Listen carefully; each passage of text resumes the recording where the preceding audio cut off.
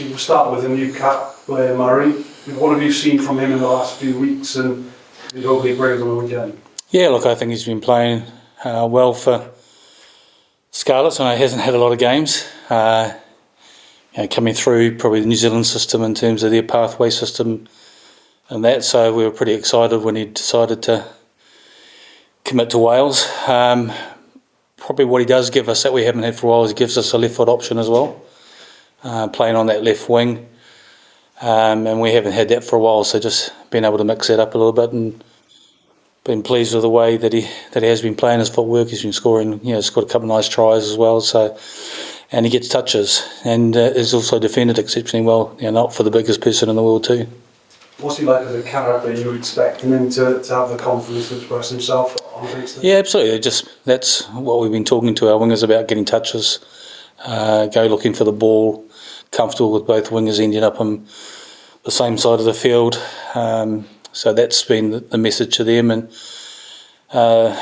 particularly for some of for his first cap, is just not talk too much about it, just enjoy the occasion and the experience.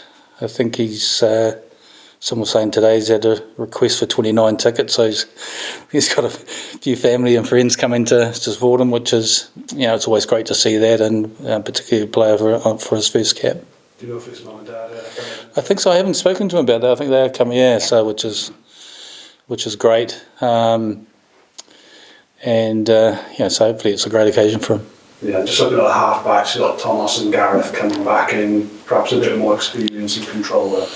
Yeah, I think that's been the thing that's excited me, is that we've invested in some youngsters, seen a huge amount of growth in them over the last sort of 12 months, and particularly after the summer tour, but then having sort of Thomas and Gareth coming with that experience, and you bring Will Rowlands and Adam Bean back from who we earned in Australia. Jack Morgan comes back into the side, and all of a sudden that there's a nice balance, and then you start thinking about the Six Nations where Dave Jenkins would be available, Talupi Faletau, Josh Adams, and then with some of those youngsters that are coming on, we start getting a nice mix of experience and developing some of those younger players that we've invested in. Just to do that slow Alan, obviously somebody not completely new to the camp, but what are you hoping from him? Yeah, I think that I'm pleased with the way that he's played. He has had a couple of games on the wing. Spoke to him about that. He said, found it a little bit different, obviously, from centres, particularly probably his first game.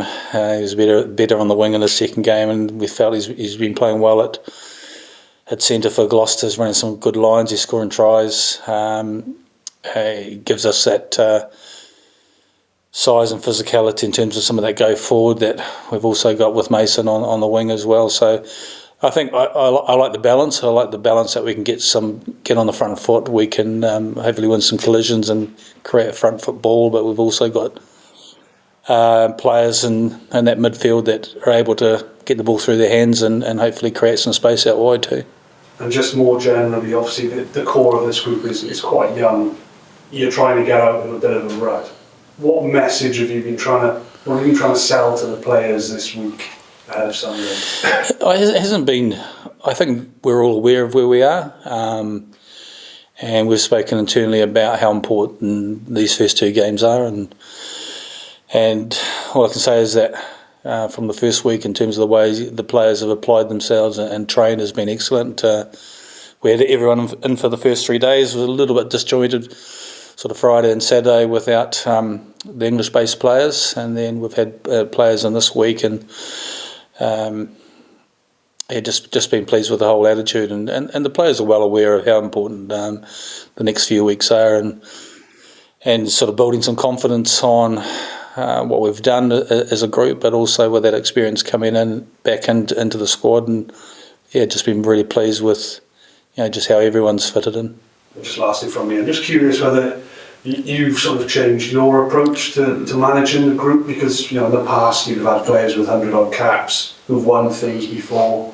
You're dealing with players new to Test rugby and facing challenges. Do you manage those two things the same, or do you have to change the way that you approach? Probably with some of the youngsters is just giving them that time to develop, that you can't put so much pressure on them in terms of because they need some time, and when you've got a lot more experienced team, then you can be comfortable with criticism in terms of the expectations as well. So it's probably just making sure that you don't knock the confidence of youngsters. You're trying to build them up, give them that confidence. You know it's going to take a little bit of time, and with older players, it's about the message sometimes is if we stop being critical, it means we'll probably stop caring. And it's just about wanting to continually improve players within the group, and we understand with the youngsters it needs a little bit of time. So, but in saying that, we've been very open within the group about how important this first game is, and then the first couple of games, and then going and having a crack at South Africa after 2 good performances. That's why. Yep. Another name that's there in terms of the forwards, great to see Archie Griffin there. Yeah, I know he had a bit of a health scare, so we see him as definitely a player for the future. He's a big man. He's physical. For a big man, he's mobile. Gets around the place. We just want to see him playing a bit more club rugby. But look, he's definitely one for the future. And then we've invested in him, and we just need to keep working with him. Over the next few years. You've got 6-2 on the bench. Yeah. The forwards, what's the thinking? Thinking about that is because we've had a few players that within the squad. Jack Morgan hasn't played a lot. He didn't train last week. He's back in full training this week. Adam Baird and Gareth Thomas have been managed a little bit, even though they've played. They haven't been doing a lot of training at the Ospreys because they've been managed through a couple of niggles and injuries. So the thinking behind that was just to, and then of course you've got someone like Archie who hasn't played a lot of rugby either. So we just felt that the mix of making sure that we were covered in the forwards was pretty important. Your message has always been bigger picture, despite defeats. We saw improvements in the summer, albeit you didn't get the win. Just wondering, when does that sort of record become? When does it saddle you as a squad and coaching team?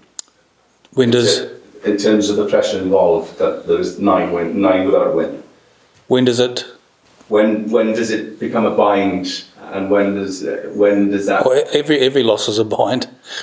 Yeah, but it always becomes even more when. Well, it depends on how much. The bind is the pressure you guys put on, not the pressure that we have on internally, and so we're comfortable with the decisions that we've made, or that I've pushed as a head coach, that we think is the best decisions, or the best decision for Welsh rugby in terms of bringing this group of players forward, and in terms of developing the youngsters that we've spoken about. So the bind and the pressure is more external and stuff, but you don't. It's not something you. For me, I kind of relish those challenges, in terms of the pressure, but we honestly believe that we've made the right decisions in terms of a group for Wales for the future. Yeah, so yeah, but there's no different to the pressure that you face in every game at international rugby, and I've often said in the past that there's no in between. It's the ecstasy or the agony, and so hopefully on Saturday there's ecstasy rather than agony. Just one on Fiji. Really tough game last year, great game in Bordeaux. Do you think in the autumn can they be as good? The consensus, for a while possibly has been that they find it difficult in terms of prep time and players coming from everywhere and so forth. Do you believe that? And if so, was that evident at Murrayfield? Oh, I think you can't take Murrayfield into it because they're missing 11 players that if we were playing last week, we would have been in the same situation with 11 players being unavailable to us too. So that's a challenge when you go into autumn series. You have limited preparation. Probably the easiest thing for them, the number of players coming from France, and so that probably helps a little bit. they've had that continuity from being in the Nations Cup and having won that and done well in that. So, potentially they've had a lot more time together as a squad in terms of that preparation that they had in the summer with the number of games that they had for that. So, yeah, that's the hardest thing when you go into an autumn series. You've got a couple of weeks of prep, sort of 7 or 8 training sessions if you're lucky. Same with the Six Nations and the summer. So you've got to try and get up to speed as quickly as you possibly can. You've got to look at it from a coaching perspective about what things you prioritise in terms of your cover, because you just can't cover everything off in that short period of time. Okay, that concludes the live section. Thank you.